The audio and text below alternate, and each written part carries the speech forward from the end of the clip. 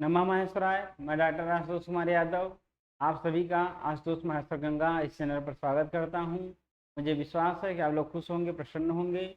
और हम जो कक्षा 10 का संस्कृत खंड अनिवार्य संस्कृत है उसका द्वितीय पाठ पढ़ रहे थे, जिसमें हमने समस्त श्लोकों की व्याख्या या उसका हिंदी अनुवाद जो अनियुक्ति विलास है उसको बता दिए थे।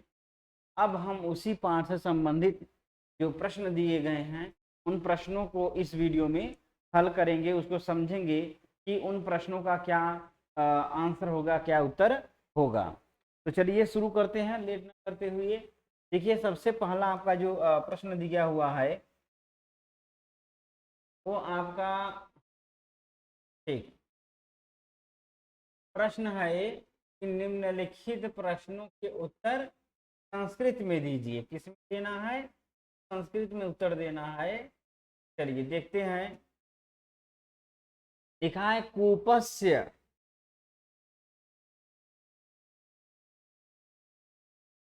एक मिनट।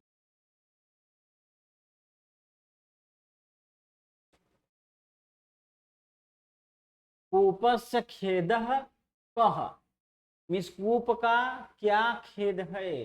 क्या खेद, इस कुएं को किस बात का दुख है? कूपस्य कः खेदः अथवा कूपः किमर्थम दुखम अनुभवति। कूपः मीन्स कुआं, किम माने किस, अर्थम माने के लिए, माने किसके लिए, दुखम माने दुख का, अनुभव मीन्स अनुभव कर रहा है। कुआं क्यों दुख का अनुभव, किमर्थम क्यों, किस लिए, ठीक है, दुख का अनुभव कर रहा है। दोनों प्रश्न का आंसर एक ही होगा। तो कहा कूपस्य किमर्थम दुखम अनुभवति अथवा कूपस्य कः खेदः। कुएं को कैसा दुख है या कुएं को किसके लिए या किस लिए या क्यों दुख है या कष्ट का वह अनुभव कर रहा। तो ये जो आपका आंसर है, यह जो आपका पहला श्लोक है, कि पहले श्लोक में आपको इसका आंसर मिल जाएगा। अब हम आपको भाई दिखा देंगे प्रमाण के साथ, ज्यादा सही होगा। देखिए लिखा है कि नीतराम, एक मिनट, क्या लिखा है? नीतराम नीचः आस्मीति त्वं खेदः। कभी कहा क्या कि हे खेद, अरे सॉरी, हे कुएं, ये तुमको इस बात का दुख है कि मैं अत्यधिक नीचा हूं, है ना वही बात कि नीतराम नीचा अस्मि इति त्वं खेद। अर्थात हे कुएं, यदि तुम ये सोचते हो कि मैं अत्यंत नीचा हूं, इस बात का दुख है, तो यही देखिए का कारण बताया। तो आप लिखेंगे, लिखा कि कूपस्य कः खेदम और खेदः, कि कुएं को किस प्रकार का दुख है। तो देखिए दिया है ये खेदः, कूपस्य कः खेदः। तब इसका आंसर आप लिखेंगे कि कूपस्य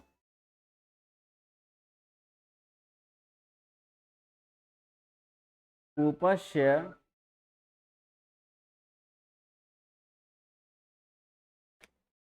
हाँ, अभी फोन कर रहे हैं, पढ़ा रहे हैं। ठीक ना।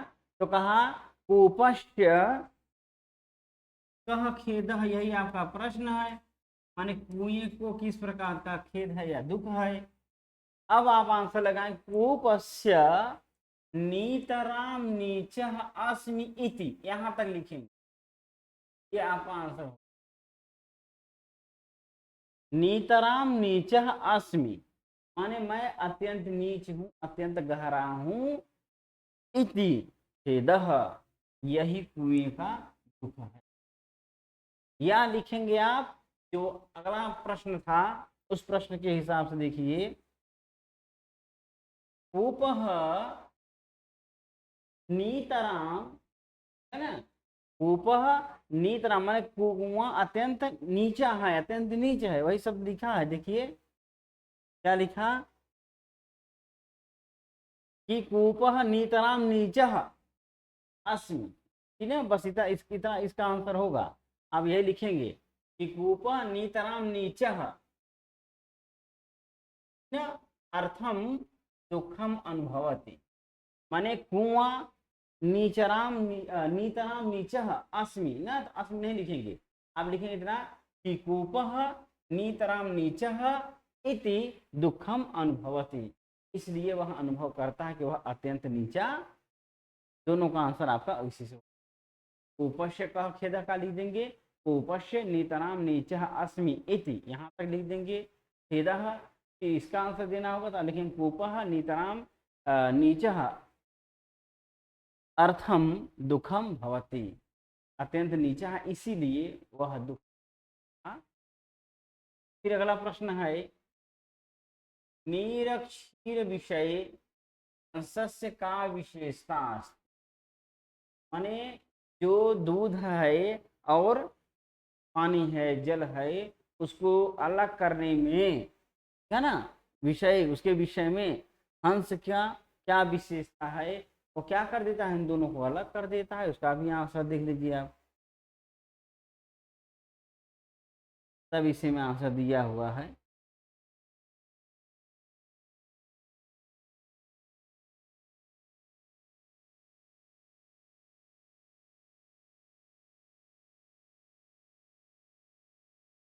नहीं है, हाँ ये लिखा है कि नीर क्षीर विवेके हंसस्य त्वमेव तनुषे चेत ना, तो इसमें नीर क्षीर विवेके अर्थात दूध और पानी को अलग करने में हंस का क्या है, लिखा है कि कुलव्रतम, लिखा है यहाँ पर, ये जो लिखा है उनके कुल का व्रत ही है कि वह दूध और पानी को अलग करना, उनके कुल परम कुल या खानदान का क्या है, व्रत है, वह अलग करते ही हैं। तो इसका आंसर देखिए आप ऐसे बता देंगे। प्रश्न आप देखिए, प्रश्न है कि नीर क्षीर विषय हंसस्य का विशेषता अस्ति, तब लिखेंगे नीर क्षीर विषय हंसस्य कुल व्रत विशेषता, उसकी कुल व्रत की ही विशेषता है कि वह नीर क्षीर को अलग करते, दूध और पानी को अलग करते। वहां से बिना लिख देंगे कुल व्रत, या स्वकुल व्रत माने उनके कुल का व्रत है, ठीक ना। फिर अगला प्रश्न है, कवि कोकिला किम कथयति, है कवि कोकिला किम कथयति, माने कवि कोयल से क्या कहता। तो आप देख लीजिए जो श्लोक था आपका, सब किताब उसी श्लोक में ही है, श्लोक आप अच्छे से पढ़े हैं तो कोई दिक्कत नहीं होगा। अच्छा एक मिनट,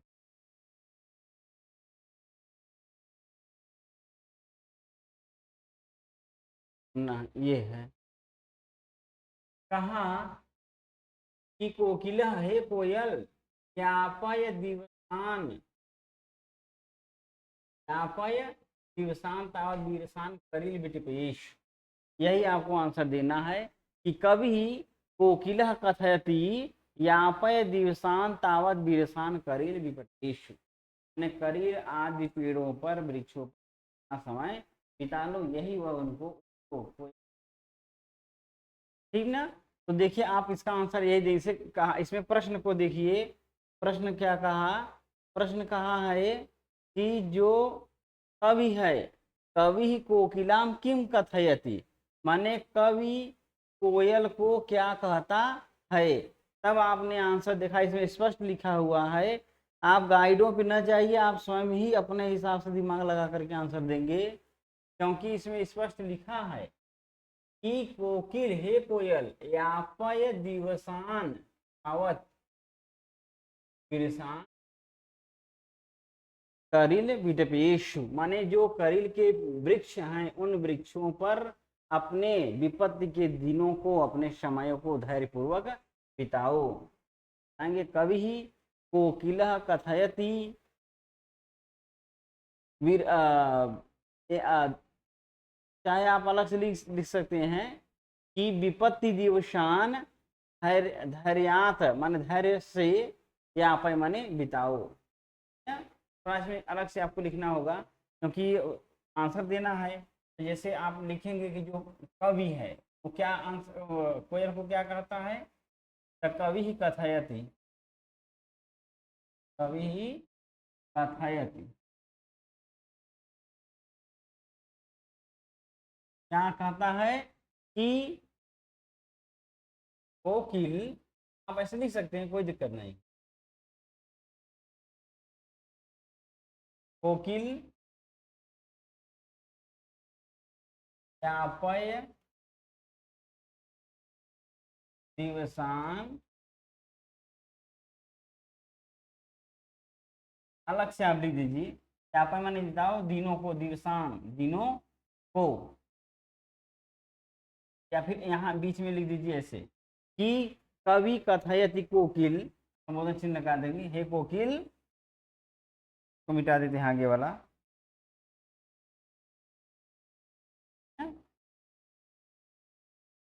अब लिख देंगे मतलब कि कवि कथयति कोकिल विपत्ति, विपत्ति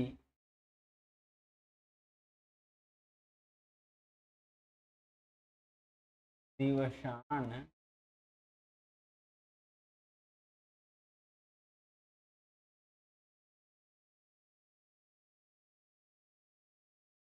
धैर्य पूर्वक या धैर्यात, धैर्य से, व्यापय माने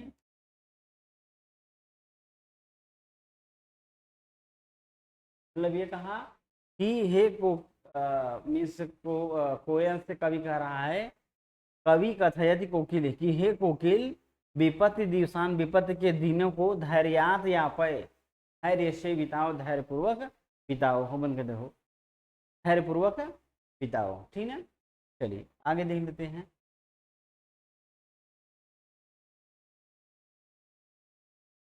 अब देखिए अगला प्रश्न क्या है,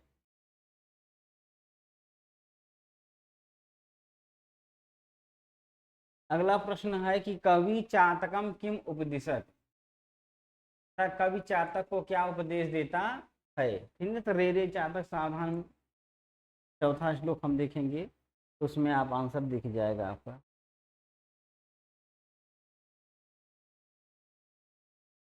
देखिए इसमें है क्या उपदेश देता है, तो रे रे चातक सावधान, मनसा में क्षणम श्रूयता अम्बोधा बहु सद गगने सर्व नेता दिशा केचित विश्व आदर भजंती केचित वृथा यम यम पसितस तस्य पूर्व, यहाँ यही आंसर क्या, यम यम पश्यसि तस्य तस्य पूर्वतः माँ ब्रूहि दिनम, पूरा यही जो अंतिम लाइन है, अंतिम लाइन ही आप प्रश्न का आंसर दे सकते हैं। जैसे प्रश्न है कि कवि ही चातकम किम उपदिशति, आप लिखें कवि ही चातकम उपदिशति यम यम पश्यसि तस्य तस्य पूरतो माँ ब्रूहि दिनम वचः, जिन जिन लोगों को देखते हो उन लोगों के वचन, ये आप आंसर दे सकते हैं। फिर अगला प्रश्न देखिए क्या है, एकमेव मुख्य दुखम गुंजया सह तोलनम इति कह चिंतयत, माने एक ही मुख्य दुख है गुंजा के साथ तोलने पर, इति कह करते कौन, तो आप लिख देंगे स्वर्णस्य या सुवर्ण, क्योंकि प्रथमा व्यक्ति एक वचन का रूप है, तब आंसर सिर्फ आप सीधा इसका आंसर लिख देंगे सुवर्ण, चिंतयति माने सोना चिंतन, चिंता करता, सही आंसर है। गजह काम उज्जहार, हाथी किसको उखाड़ फेंकता है, तो नलनीम दवा के, ठीक ना। इसका आंसर देखिए जो अंतिम श्लोक है इसमें है, देखिए यहाँ लिखा है नलनीम गज उज्जहार, लिखा है नलनीम, बस इतना ही आंसर देना है नलनीम। प्रश्न क्या है देख लीजिए, प्रश्न आपका है गजह काम माने किसको, उज्जहार माने उखाड़ता है, तो नलनी, अरे गजह नलनीम, क्या आंसर आप यहाँ लिख देंगे नलनीम, नाली, ठीक है, यही आपका आंसर है नलनीम, देख लीजिए। लिखा है नलिनी। ठीक, तो बस इतना ही आपका आंसर होगा, नलिनीम उज्जहार। सुवर्णस्य की मुख्य दुखम अस्ति, सोने का क्या मुख्य दुख है। सेम वही प्रश्न है जिसके पहले वाला आंसर था, उसी को आप देख लीजिए, आंसर आपका क्लियर हो जाए। देख लीजिए कहाँ, यहाँ देखिए, सुवर्णस्य में मुख्य दुखम एकम यह तो माम जना कुंजया, यही आंसर। यतः माम जना, मुझको लोग गुंजया, मिस गुंजा के करते हैं, बोलते हैं, में मुख्य दुखम, तो आपका आंसर यही हो जाएगा। ठीक है, जैसे माम जना गुंजया तोलयंती, यही शब्द है, बस यही आप लिख देंगे तो आपका आंसर हो जाएगा। यहाँ लिख देंगे कि सुवर्णस्य किम मुख्य दुखम अस्ति, लिखेंगे सुवर्णस्य मुख्य दुखम गुंजया सह तोलयंती, बस गुंजा के साथ तुलना ही सोने का मुख्य दुख है। अथवा सुवर्ण से मुख्य दुखम किम अस्ति, से वही है, दोनों का आंसर यही हो जाएगा कि सुवर्ण से मुख्य दुखम गुंजया सह तोलयंती। ठीक ना, वही चौथी लाइन है, अरे तीसरा लाइन, वही आप आंसर दे देंगे। ठीक ना, ये वाला कि जना गुंजया तोलयंती, ठीक है, माम जना गुंजया तोलयंती सुवर्ण से मुख्य दुखम। चलिए फिर अगला प्रश्न देखते हैं। प्रश्न का आंसर संस्कृत में देना है, तो आप सेंटेंस बना करके तब आंसर दे लेंगे अच्छे से, कोई दिक्कत नहीं, ठीक ना। चलिए, कहा कवि हंस किम बोध है, अभी माने जो कवि है वो हंस को क्या ज्ञान कराता है, क्या बोध कराता है। तो देख लीजिए, जो आपका जो दूसरा श्लोक है उसी में इसका आंसर है।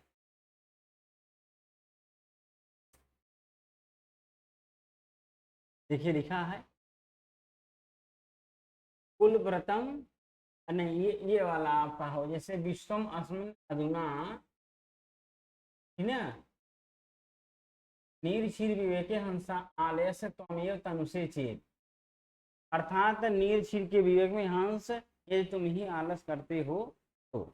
प्रश्न क्या है देखिए, प्रश्न दिया है कि कवि हंसम किम बोधयति, कवि हंस को क्या बोध कराता है। तो चाहे तो आप पूरा श्लोक भी लिख सकते हैं, ठीक है, नहीं तो पहली लाइन लिख दीजिए कि नीर शीर विवेक हंस त्वम एव आलस्यम तनुषे, ठीक है, यदि तुम ही आलस करते हो, इसका पूरा ही आंसर हो जाएगा। ठीक है, अर्थात मतलब ये कहना चाह रहे हैं कि तुम दूध और पानी को अलग करने में, ठीक है, आलस्य मत करो, ठीक है, क्योंकि तुम्हारा कुल व्रत है, तो सीधा आप आंसर इसका ले सकते।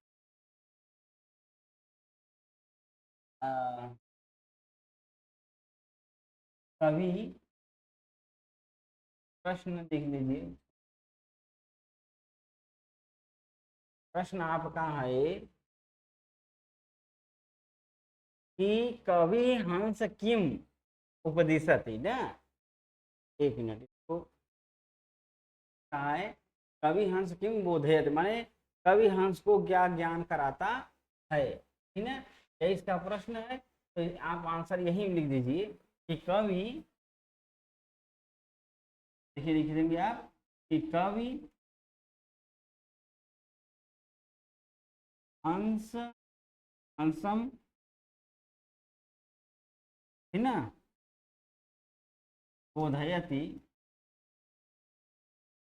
बोधयति माने बोध कराता है, क्या बोध कराता है, आलस्यम माँ कुरु,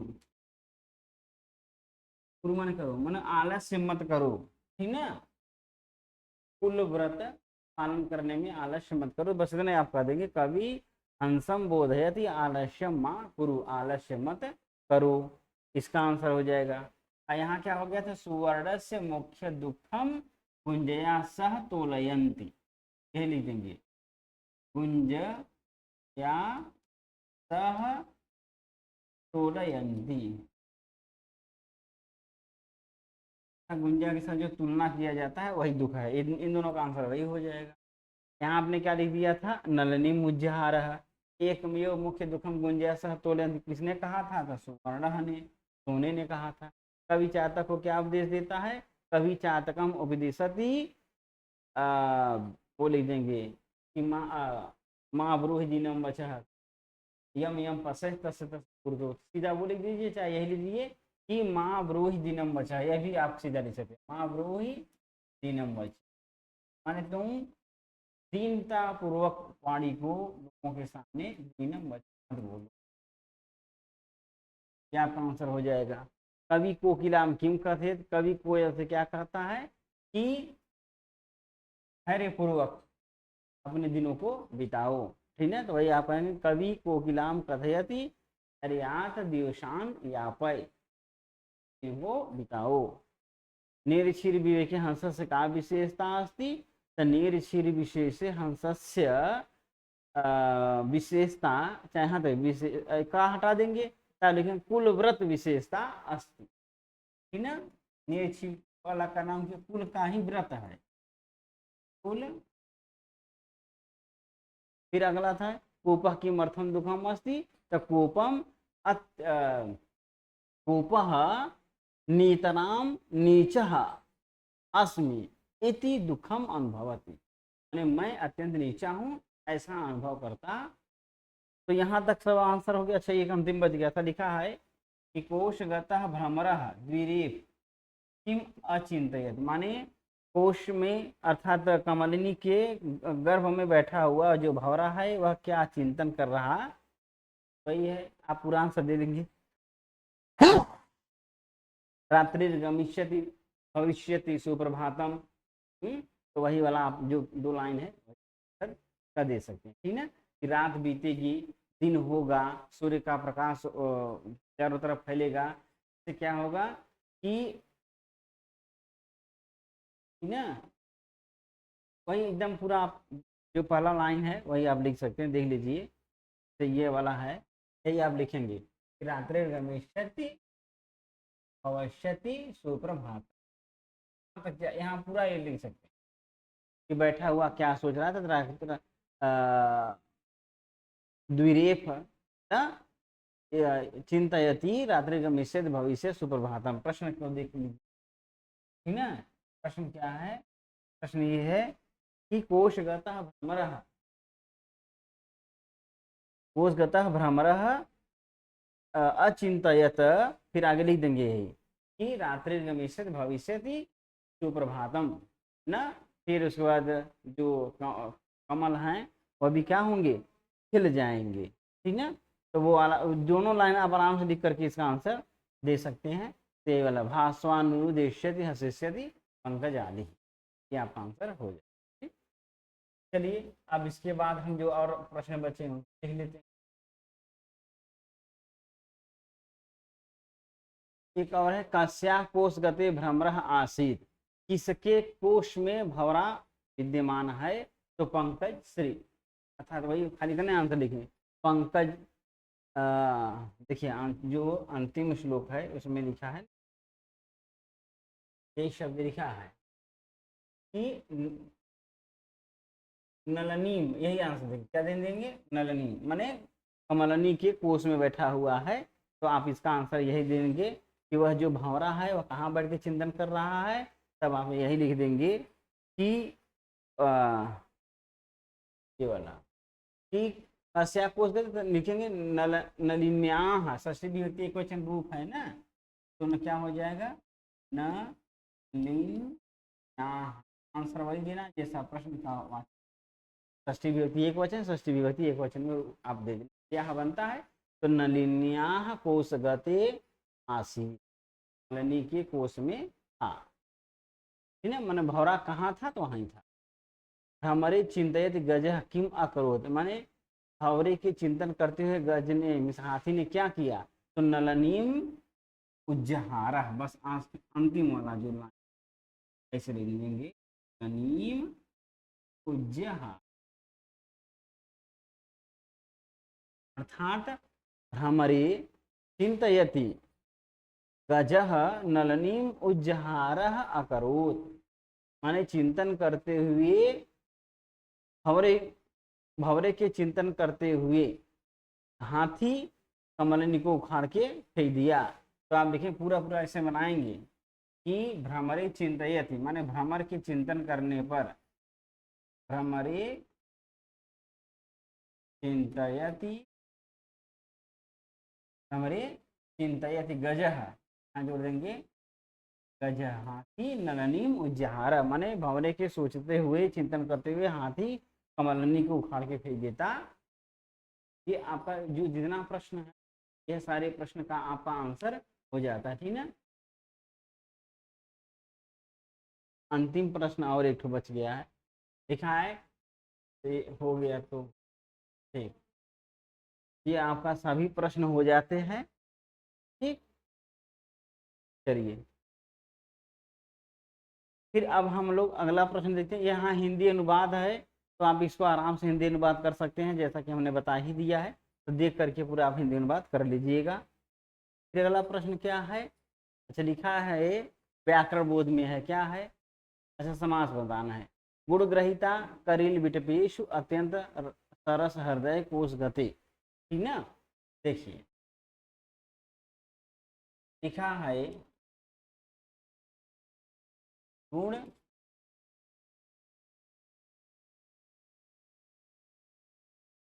ग्रहिता, गुणों से ग्रहित, ठीक ना।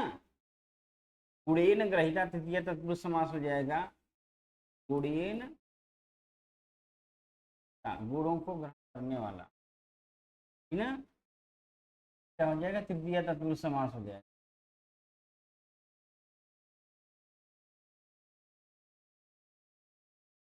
करील विटपेशु, अर्थात करील के वृक्षों पर, सप्तमी है अधिकरण है तो आप अधिकरण का आंसर दे देंगे, ठीक है। क्या लिखा है, करील विटपेशु, ठीक है।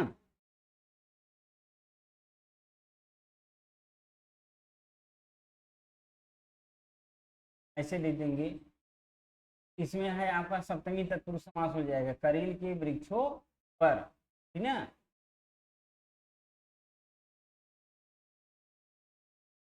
करील के वृक्षों पर, करीलस्य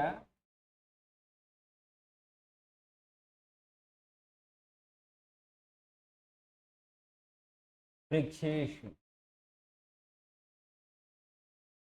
करील के वृक्षों पर, ये हो जाएगा। कोई षष्ठी तत्पुरुष समास है इसमें भी, मतलब इन दोनों में षष्ठी है, अंत में सप्तमी बहुवचन है। अत्यंत सरस हृदय, ये विशेषता है किसका, पुण्य का, इसलिए इसमें क्या हो जाएगा, बहुव्रीहि समास, ठीक ना। अत्यंत सरस हृदय ना, तो इसका लिख देंगे आप बहुव्रीहि समास में हो जाएगा, अत्यंत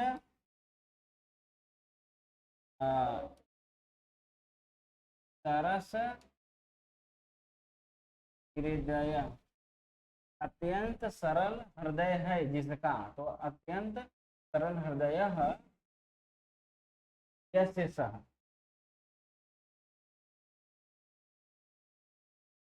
आंसर क्या हो जाएगा, कुआं, इसलिए कौन सा हो जाएगा, बहुव्रीहि,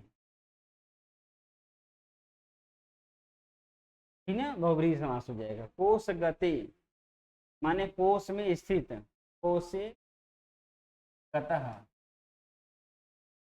सप्तमी तत्पुरुष समास,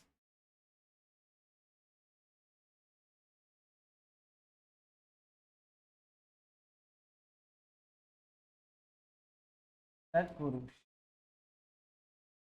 ठीक है। अर्थात कोश में बैठा हुआ, कोश में गया हुआ, तो कोशे, कोश में, ठीक है, कोशे गतः, कोश में स्थित।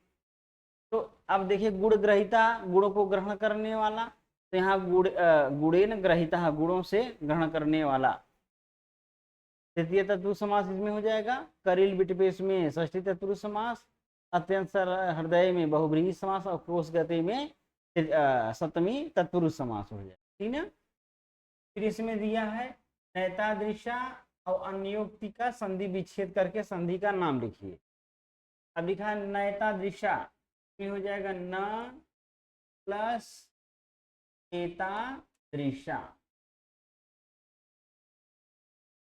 न प्लस एता दृशा वृद्धि संधि हो जाएगा, माने इस प्रकार नहीं है, ठीक ना। न धन एता दृशा हो जाएगा और संधि हो जाएगी वृद्धि संधि।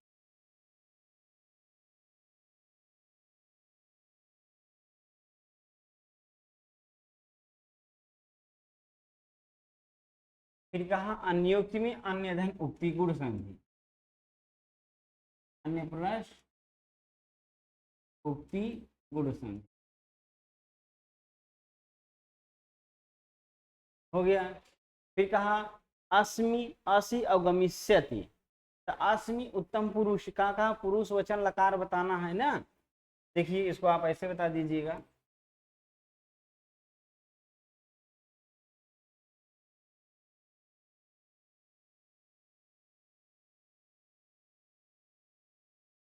देखिए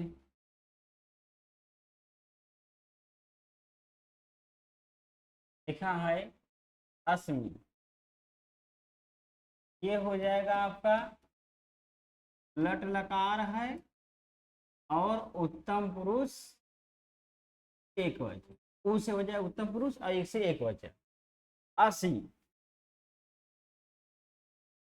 असी है, ये भी लट लकार का है, लेकिन यम से हो गया मध्यम पुरुष और एक से हो गया एक वचन।